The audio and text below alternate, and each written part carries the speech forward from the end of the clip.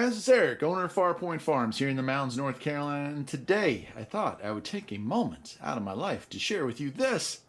That is my grow cabinet. Yeah, I took a very unassuming looking armoire. I think this is one of those things you would have used to put a TV set maybe in a bedroom, had storage alongside of it and a place to slide a TV set out. Pretty much useless now in the age of flat screens. I got this at Restore and I paid about $30 for it. It's not a bad looking thing. There's no scratches in it or anything like that. It's pretty nice shape. But I repurposed it, yeah. I turned this thing into a grow cabinet. Now, I know what y'all are thinking, and you're wrong. Not that kind of a grow cabinet, but let me go ahead and zoom in here. I'll open up the doors and you'll see what I'm growing in it right now. It's not what I normally grow in it, but here's what I normally grow in it is vegetables. But this time of year, I'm growing chickens. That's right. Yeah, we had a bunch of chickens. Obviously, we grow chickens and turkeys and rabbits, sometimes goats and pigs here on the farm. But our chicken flock, we had over 150 at one point, whittled down between being eaten by us and being eaten by predators and just aging out of the game. So we sold some, and we usually get crossbreed. We get Cornish. Oh no, not. Let's see. What am I talking about here? Barred Rock, that's right. But those are our meat birds or dual purpose birds. These here are just layers. These are layers. I got 11 or 12 of them in there. I think there's 11 right now. And I got another batch in another part of the house here. As you can see, these little guys are just a couple days old. Yeah, come here. Don't be so afraid. And they're a variety. I got one of those cheapo mixes. But yeah, I figured I'd use this temporarily, this little grow cabinet for the chicks while they grow, because obviously it's end of January right now. There's not any way I can raise them outside. There's not produce enough heat. It would cost too much, so I'll leave them inside the house here for the first month so they grow. But let me back out and show you again. This is actually a grow cabinet. I don't know if you can see, but I painted the inside of this thing white, and it's not set up for it right now, but this platform right here actually holds a bunch of trays, and what I do is there's my grow light right there, the main grow light, but then I also have some smaller ones here and here, and I grow. This top part is actually for cloning, so I'll go out at the beginning of say early March, mid-March. I'll buy a bunch of tomato plants and I will split them off and clone them and raise them in here until it's time for plant, usually mid or end of May. And so they'll get a good amount of a life in them. Now the plants that I grow from seedlings, well, this cabinet has two different layers here, so let me close that up and we'll go down here. Right now we're just using this as storage because, again, not really growing time of year, but over here you can see the lights in the back there. If I can lower this down enough, yeah, there we go. You can see the lights there, and there's lights above there as well. Same thing with this side. It's a little harder to see, but grow lights and just a couple of fluorescents for added light.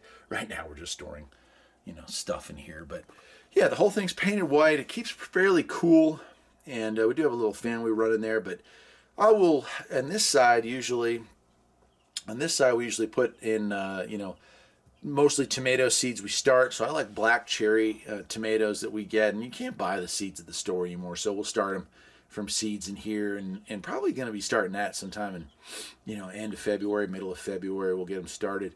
And as they grow, then you move them over to this side, and we raise them up a little more in here, and then they're ready for the top. So as you can see, I've got some seeds here. We were doing peppers and peas and tomatoes. Those are usually what we grow here. I don't normally start any other, I don't start corn or anything early in here.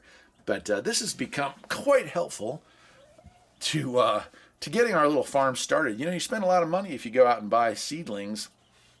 So if you can buy just one or two and clone them, split them off, or if you have time to grow from seeds, this is a great way to do it. Now, we do not have a greenhouse on the property. It's something we would like to add at some point, but we just don't have that right now. So this was our solution. It's obviously nowhere near as large as you would get out of a greenhouse, but it really is helpful. I mean, I can't tell you how many hundreds of pounds of fruits and, well, not fruits, but vegetables we've gotten off of this thing. Potatoes and just all kinds of cool stuff. And we're using this to help grow our tomatoes and our green beans and our usually I do green peppers and hot peppers and habaneros and jalapenos, stuff like that. So this is perfect for that. And these lights, as far as the lights go, this is where this thing gets really weird. So those little fluorescent tubes you see on each side there that I showed you on this, those were $3 a piece for the fixtures and the lights. We got those at a Restore. They must have had 100 of them laying out, so we just bought a bunch of those. The grow light you see there over the chickens, that's not something we normally use for this process. But this big light, this was like the deal. So this piece right here is really cool. Let me get in a little bit closer. There we go. So that big monstrosity, that is a huge grow lamp right there. That was $9. I paid $9 for that at Goodwill. I don't know how it ended up at a Goodwill. I don't want to know what it was being used to grow before I got my hands on it. But it has certainly makes tomatoes go crazy with it, so they love that. So anyway, that's it. You got some cute little chicks here that are being grown in our little grow cabinet right now, and of course they'll grow up and be egg layers, and then we'll replace those. And usually I hatch my own eggs, my own chicks from eggs, but like I said, our flock just kind of got old. Sometimes that too much interbreeding, too much reproductiveness, and where it just got to be where it wasn't a very healthy looking group of chickens. So we sent them all to freezer camp, as they say, and we are now working with a new batch. And of course I'll be ordering, as far as my dual purpose birds, probably another 100 or so here in the spring comes. I just wanted to get some going so we'd have some eggs ready for us as soon as April or May rolls around, and that's what these guys are here for.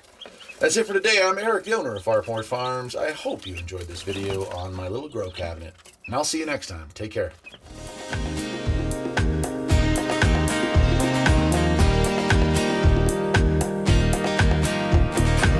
There's always something that needs a little fixing on Farpoint Farms.